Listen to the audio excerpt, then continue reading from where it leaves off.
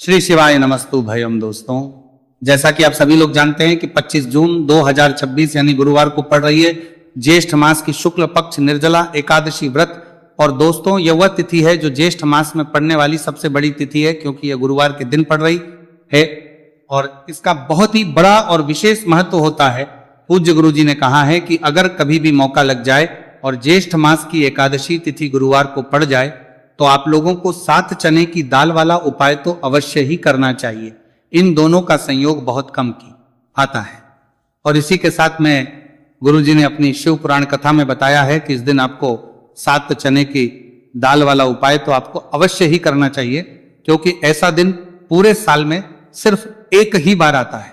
और दोस्तों, आप सभी लोग जानते हो कि गुरुवार एकादशी तिथि का अगर सबसे बड़ा कोई उपाय है तो 7 चने की दाल वाला उपाय है। तो दोस्तों, इस गुरुवार एकादशी तिथि के दिन आप लोगों को इस 7 चने की दाल वाला उपाय को जरूर करना है। बहुत सारे लोग होंगे जिन लोगों ने इस उपाय को ना किया हो, मतलब पूरा साल निकल गया, उन्होंने किसी भी दिन इस 7 चने की दाल वाला उपाय को ना किया हो। पर दोस्तों, आपके पास एक आखिरी मौका बचा हुआ है, जो कि 25 जून गुरुवार एकादशी तिथि के दिन है। तो इस दिन आप लोगों को इस वाले उपाय को जरूर कर लेना है, भले ही आपने मास भर इस उपाय को ना किया हो। पर अगर आपने इस ज्येष्ठ मास के गुरुवार एकादशी तिथि के दिन अगर इस वाले उपाय को कर लिया तो आपको इस उपाय को करने का वह फल मिलेगा जिसकी आपने कभी कल्पना भी नहीं करी होगी। इसीलिए आप लोग इस वाले उपाय को एक बार जरूर कर लेना है, ताकि आप लोगों के हाथ से यह मौका ना जा सके और आपको इस उपाय को करने का फल मिल सके। दोस्तों, यह उपाय पंडित जी ने अपनी अभी की ही श्री शिव पुराण की कथा में बताया है, जिस उपाय को आज हम आपको बहुत अच्छे से समझाने वाले हैं। इस वीडियो को देखने के बाद इस उपाय को समझने के लिए आपको कोई और वीडियो को देखने की जरूरत नहीं पड़ेगी। तो चलिए दोस्तों, उपाय को शुरू करते हैं। देखिए, ये इस ज्येष्ठ मास के गुरुवार एकादशी तिथि के दिन ये इतना खास होता है, इतना महत्वपूर्ण होता है। देखा गया है कभी कभी बड़े बड़े पूजा पाठ अनुष्ठान से जो मनोकामना नहीं होते, वह ज्येष्ठ मास के गुरुवार एकादशी तिथि के दिन एक छोटे से उपाय करने से ही आपकी मनोकामना पूर्ण हो जाती है। और बहुत सारे लोगों ने इस उपाय को किया भी है और उनको इस उपाय को करने का फल भी जरूर मिला है। अगर आप लोग भी इस उपाय को करना चाहते हैं तो आप इस उपाय को पहले अच्छे से समझ लेना, सुन लेना, उसके बाद करना, आपको इस उपाय का फल जरूर मिलेगा। और इस उपाय को कर लेने से आपके घर में चाहे किसी भी प्रकार और समस्या क्यों ना चल रही हो, आपको उसका कारण भी नहीं पता है कि भाई ये समस्या किस कारण से चल रही है, तो उसका कुछ भी कारण हो सकता है, जैसे पितृदोष हो सकता है या किसी भी तरह का मंगल दोष भी हो सकता है। तो इस दिन आप लोगों को ये वाला उपाय कर लेना है। ये एक ऐसा उपाय है जिस उपाय को अगर किसी विशेष दिन पर किया जाए तो भाई उस विशेष दिन का जो है वो तो हमें मिलता ही मिलता है, पर हमने उस दिन पर इस उपाय को है तो हमें उससे भी बड़ा फल मिलता है, और फल बहुत जल्दी मिलता है, क्योंकि आप इस उपाय को बहुत ही बड़े और विशेष दिन पर कर रहे हो। तो चलिए अब उपाय के बारे में बात करते हैं, लेकिन उससे पहले आप लोगों को यह जानना आवश्यक है कि आखिर यह उपाय किस समय करना है, किसको करना है और कैसे करना है। तो चलिए हम आगे आपको वीडियो में एक एक करके बता देते हैं। लेकिन उससे पहले अगर आप लोग हमारे चैनल पर पहली बार आए हैं या फिर मेरी आवाज आज पहली बार सुन रहे हैं तो हमारे चैनल को सब्सक्राइब जरूर कर लेना, और इस वीडियो को लाइक करके कमेंट बॉक्स में श्री शिवाय नमस्तु भयम ओम नमः शिवाय जरूर टाइप कर देना। तो दोस्तों, इस 7 चने की दाल वाला उपाय को हमें इस गुरुवार एकादशी तिथि के दिन कैसे करना है, किसको करना है, किस समय करना है और कहां पर करना है, ये सारे सवालों के जवाब आपको इस वीडियो में मिल जाएंगे। और जो ये देखेगा भाई, उसको 7 चने की दाल वाला उपाय जरूर करना चाहिए, क्योंकि इस दिन एक चने की दाल का भी बहुत ही बड़ा और विशेष महत्व होता है। और जब बात आता को भी पुराती की जाए 7 चने की दाल वाला उपाय की, तो ये सोने पर सुहागा वाली बात हो जाती है, और ये एक बहुत ही बड़ा उपाय हो जाता है इस गुरुवार एकादशी तिथि का। तो दोस्तों, इस 7 चने की दाल वाला उपाय को आखिर करना किसको है, सबसे पहले हम लोग वो बात जान लेते हैं।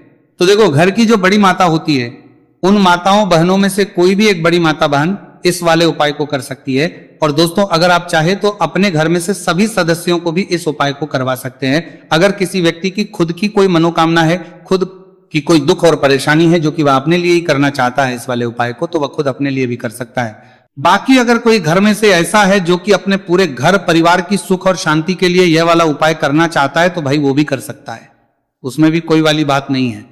कहने का मतलब यह है कि इस उपाय को हर एक सदस्य भी कर सकता है, और पूरे घर परिवार के सदस्य के लिए घर की बड़ी माताओं बहनों में से कोई एक माता बहन भी कर सकती है। माताएं बहनें अगर घर में उपस्थित ना हो या वो ये वाला उपाय ना कर पा रही हो, तो फिर घर का कोई बड़ा सदस्य भी इस 7 चने की दाल वाला उपाय को कर सकता है, चाहे फिर वह पुरुष ही क्यों ना हो, उसमें कोई भी दिक्कत वाली बात नहीं है।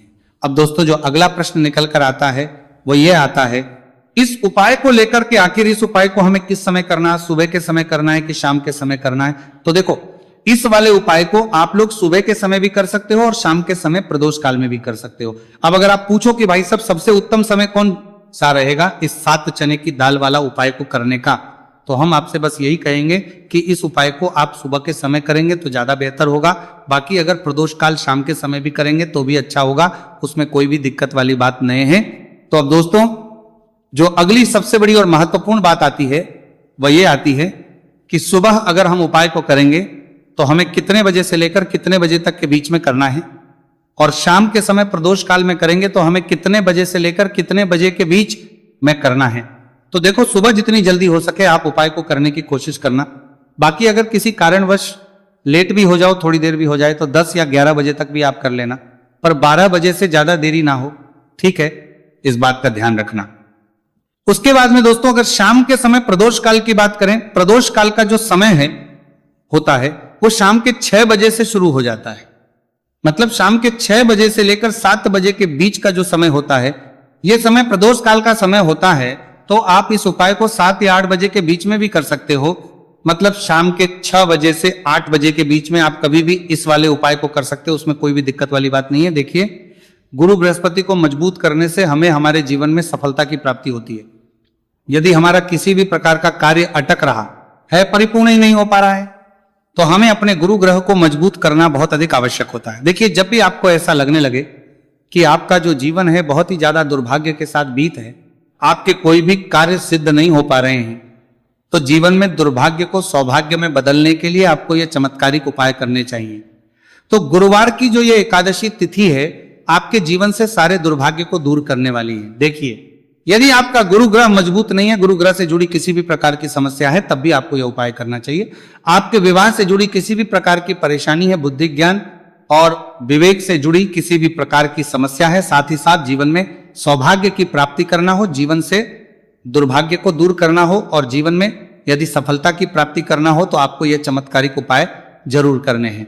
देखिए, आज के इस पूरे वीडियो में हम आपको 3 महा उपाय बताने वाले हैं और ये तीनों ही उपाय आपके जीवन की सारी समस्याओं को समाप्त करने वाले हैं। तो चलिए दोस्तों, जान लेते हैं विशेष उपाय के बारे में।